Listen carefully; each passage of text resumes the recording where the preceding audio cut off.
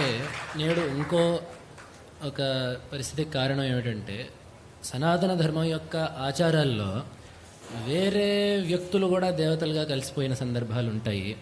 వాళ్ళు మనం ఇప్పుడు అవి అవైదికము అని చెప్పంటే వాళ్ళు ఏమంటారంటే రాముడు ఏమైనా వేదంలో పేరుతో ఉందా, రామాయణం అయినా వేదాల్లో ఏమైనా ఉందా, లేదు మరి వాళ్ళు మంత్రశాస్త్రం లేరంటే కాదు, ఏదో హనుమంతుడు అవతారాలు, దత్తాత్రేయ స్వామి అవతారాలు, ఈ అవతారాలు అని చెప్పి అంటారు.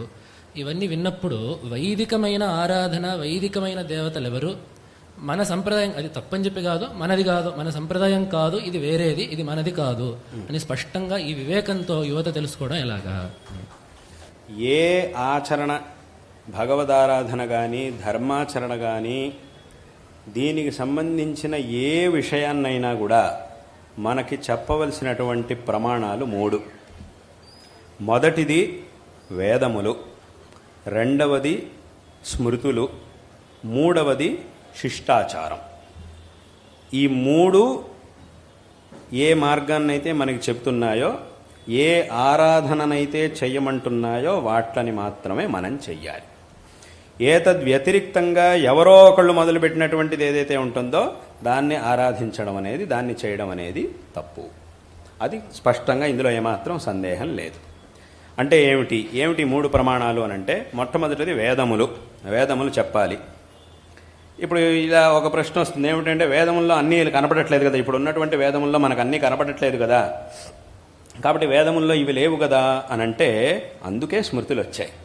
స్మృతులు వచ్చింది ఎందుకోసము అనంటే వేదముల్లో చెప్పబడినటువంటి విషయాలనే విస్తారంగా చెప్పడం కోసం వేదములు వచ్చాయి, అది స్మృతులు వచ్చాయి.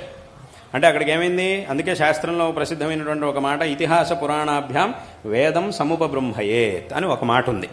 అంటే దీని అర్థం ఏమిటి, ఈ ఇతిహాసములు పురాణాలు వీటిలోనే స్మృతులు ఇతిహాస పురాణాదులు ఇవన్నీ కూడా వేదముల్లో చెప్పబడినటువంటి విషయాలనే ఇంకా విస్తారంగా మనకి చెప్పడం కోసం వచ్చాయి. కాబట్టి అక్కడికి ఏమైంది అనంటే ఈ స్మృతులలో చెప్పబడినటువంటి విషయాలన్నీ కూడా ఏవైతే ఉన్నాయో అవన్నీ కూడా వేద సమ్మతమైనటువంటి విషయాలే. కాబట్టి వేదముల్లో చెప్పబడలేదు, స్మృతుల్లో చెప్పబడినా కూడా, స్మృతి పురాణ ఇతిహాసాల్లో చెప్పబడినా కూడా వేదంలో చెప్పబడలేదు కదా అనే ఒక కారణంతో దీన్ని మేము ఆచరించము అథవా దీన్ని మేము తీసుకోము అనేటటువంటి మాట అది చాలా తప్పు. ఎందుకు అనంటే స్వయంగా కొంతమంది ఏం చేస్తుంటారు అనంటే, మాకు వేదములు మాత్రమే ప్రమాణం, మేము వేదాల్లో చెప్పింది మాత్రమే తీసుకుంటాము, ఈ స్మృతులు పురాణాలు ఇతిహాసాలు వీటన్నిటిని కూడా మేము తీసుకోము అని వాదించేవాళ్ళు కొంతమంది ఉన్నారు లోకంలో. కానీ స్వయంగా వేదవ్యాస మహర్షి ఆయన బ్రహ్మసూత్రాల్ని రాశారు అనేది అందరికీ తెలుసు. వేదవ్యాస మహర్షి రచించినటువంటి బ్రహ్మసూత్రాల్లో చాలా చోట్ల ఆయన ఏం చేస్తారు అనంటే, అక్కడ ప్రతిపాదన చేస్తున్నటువంటి విషయానికి సంబంధించినటువంటి వేదవాక్యాన్ని ప్రమాణంగా చూపిస్తూ దాని వెంటనే స్మృతి వాక్యాన్ని కూడా ప్రమాణంగా చూపిస్తారు. చూడండి, ఫలానా విషయంలో ఈ వేదవాక్యం అనేది ప్రమాణం, ఈ వేదవాక్యంలో ఈ అర్థాన్ని చెప్పారు కాబట్టి దీన్ని తీసుకోవాలి అని చెబుతూ ఇదే విషయాన్ని స్మృతిలో, ఫలానా స్మృతిలో కూడా చెప్పారు కాబట్టి దాన్ని మనం తప్పకుండా తీసుకోవాల్సిందే అని వేదంతో పాటే స్మృతిని కూడా వారు తమ సూత్రాల్లో ఉదాహరిస్తూ ఉంటారు. దాన్నే శంకరాచార్యుల వారు కూడా తమ భాష్యంలో చూపించారు. ఇప్పుడు ఉదాహరణగా అనుకృత్యధికరణం అని ఒకటి ఉంది, చాలా చోట్ల ఉంది. అనుకృతయస్తస్య చ అని సూత్రం. ఈ సూత్రం ద్వారా శృతి వాక్యాన్ని చూపించారు, దానిలో ఉన్న అర్థాన్ని నిర్ణయించారు. దాని వెంటనే వచ్చే సూత్రం అపిచ స్మర్యతే. ఇదే అపిచ అంటే ఇదే విధంగా స్మృతిలో కూడా ఇలాగే చెప్పబడింది అని చూపించారు. అంటే అక్కడికి ఏమైంది అనంటే, వేదములు ఎలాగైతే మనకి ప్రమాణమో ఆ వేదములను అనుసరించి వచ్చినటువంటి స్మృతులు కూడా మనకి అదే విధమైనటువంటి ప్రామాణ్యాన్ని కలిగి ఉన్నాయి, అంతే ప్రమాణములుగా ఉన్నాయి.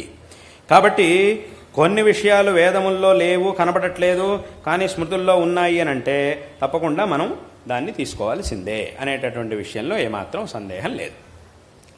అదేవిధంగా ఇంకా కొన్ని విషయాలు ఉంటాయి, అవి మనకి వేదముల్లోనూ ప్రత్యక్షంగా కనబడవు, స్మృతుల్లోనూ ప్రత్యక్షంగా కనబడవు, కానీ శిష్టాచారంలో ఉంటాయి. శిష్టాచారం అని అంటే ఏమిటి, శిష్టులైనటువంటి జనులు చేసేటటువంటి ఆచరణ ఏదైతే ఉంటుందో దాన్నే శిష్టాచారము అని అంటారు. శిష్టులైనటువంటి జనులంటే ఎవరు అనంటే, ఎవరైతే ఈ వేదములు శాస్త్రములు వీటన్నిటి యందు ప్రామాణ్య బుద్ధిని కలిగి ఉన్నవారై వాట్లలో చెప్పబడినటువంటి ఆచరణలను తూచా తప్పకుండా చేస్తారో వాళ్ళని శిష్టులు అని అంటారు. అటువంటి వాళ్ళు ఏ ఆచరణలు అయితే చేసుకొచ్చారో వెనకటి నుంచి, అదేదో నిన్న మొన్న మొదలుపెట్టింది కాదు, వెనకటి నుంచి చేసుకుంటూ వచ్చారో ఇవి మనకి ప్రమాణం. ఎందుకంటే వాళ్ళందరూ కూడా, ఎందుకంటే వాళ్ళంతా ఎవరు?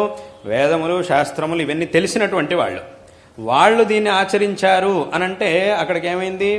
వాళ్ళు ఏం చేసినా కూడా శాస్త్రముల ప్రమాణాలని పెట్టుకునే చేస్తారు. వాళ్ళు ఎప్పుడు కూడా శాస్త్రాన్ని అతిక్రమించినటువంటి వాళ్ళు కాదు.